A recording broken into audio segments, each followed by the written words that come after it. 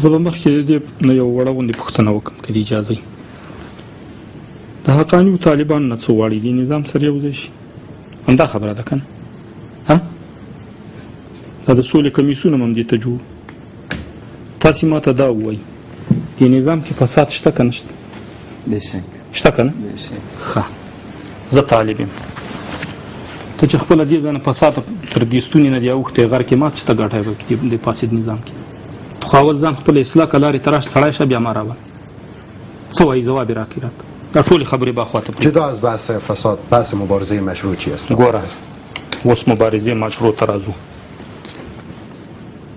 ما ته تعریف د امریکا او د روس کوی شي څه تفاوت دی په دین او عقیده کې؟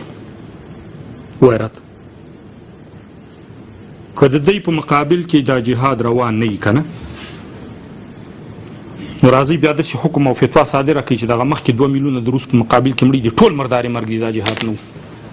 څه شته د جهاد په نامه باندې چغې وهي، بیرغونه جګوي، مجاهد یو، دام کړي دي، دام کړي دي، قرباني پس مبارزه گروه حقانی و شورای خبره ته وګورم. زه د حقانی او د بل طرفداري نه کوم، زما مقصد په بله نقطه کې دی. ګوره زه خپله خبره درته کوم. مبارزه گروه حقانی و شورای تویتر چی میدانین آقای فرید؟ زه د دوی سره هیڅ تعریف د دوی نشم کولی. زه د دوی سره څه شناخت نه لرم، نه د دوی غړی یم، نه د دوی سخنګوی یم. که کله زه د چا غړی شولم بیا د هغې ګروه به زه ټول تعریف وکړم دا څه وایي.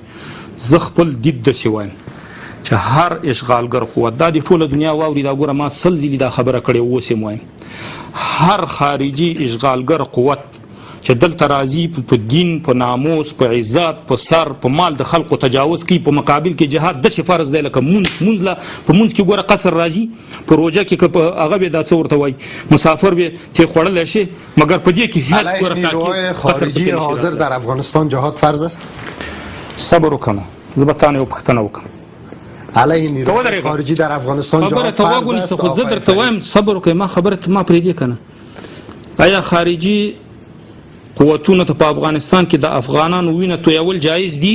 پرسش ته صبر وکړه، با پرسش جواب نه. پرسش ته په پرسش جواب زه قدر کوم. ګوره کدی ته خو څه درته صبر وکړه. نیروهای خارجي حاضر در افغانستان خبره واوره، زما څه درته وایم، فارسی درته وایم که پښتو، دا خلق یاوري، مشکل نیست. صبر وکړه، ما پرېږده خپلې خبرې. که چېرته خارجي قواو ته په افغانستان کې د افغانستان د مسلمانانو وینه جایز او روا ګڼي، بالکل جنګي مقابل کې جایز نه دی. که چېرته دا ناروا ګڼي مطلق فرض عین دی په مقابل کې د خپلې دفاع در حال پوهېږې. دغه حال حاضر کې درته وایم، دا حال حاضر کې ته ما ته ځواب راکړه. خارجي ته صبر وکړه، ته نه پوهېږې زما په خبره باندې. دا لیدونکي دي وایي، دا لیدونکو ته زه وایم چې ورونو تاسو نه زه دا پوښتنه کوم چې که خارجي ته زمونږ وینه جایز وي د دوی په قول خو جهاد نشته، که خارجي ته زمونږ وینه تویول روا نه وي، موږ د خپلې وینې په بدل کې بالکل جهاد مطلق فرض دی چې څوک نه بې غیرته او بې ایمانه دی. سپاس.